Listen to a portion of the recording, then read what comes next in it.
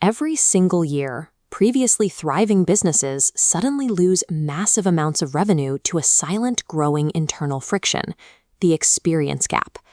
This gap forms between the three main pillars of a modern organization: the customers, the employees, and the digital platforms that connect them. Beneath these pillars sits the company culture. It serves as the bedrock, supposedly anchoring each element in place. When customer experience, employee experience, and digital systems operate in isolated silos, that foundation strains. This lack of coordination creates the very gaps that bleed away profit and stall growth. Rather than functioning as a unit, these pillars end up competing for resources and attention, grinding against one another during daily operations. This state of operational conflict is known as the Constructive Triangle. Resolving this collision requires moving beyond surface-level fixes to address the structural misalignment causing the friction.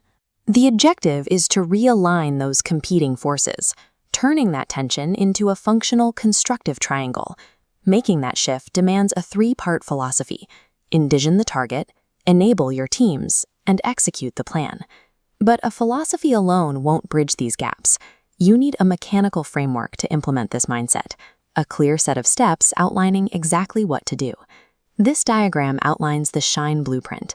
It is a 6-step methodology designed to rebuild operations and forge a constructive triangle. Step 1 is vision. You begin with absolute clarity to define the specific future the business is creating. Step 2 is discovery. This is the diagnostic phase, where you investigate current operations to uncover the truth of the present state. Using those discoveries, we move to Step 3, strategy. This is where you design the approach and create a definitive plan. These first 3 steps are foundational. They translate abstract goals into a concrete, executable plan. The blueprint pivots to action with Step 4, the roadmap. This maps the journey step by step to make the strategy real. Step 5 is delivery. This is the execution phase, focusing on deploying changes that provide a measurable impact. The final step is shine.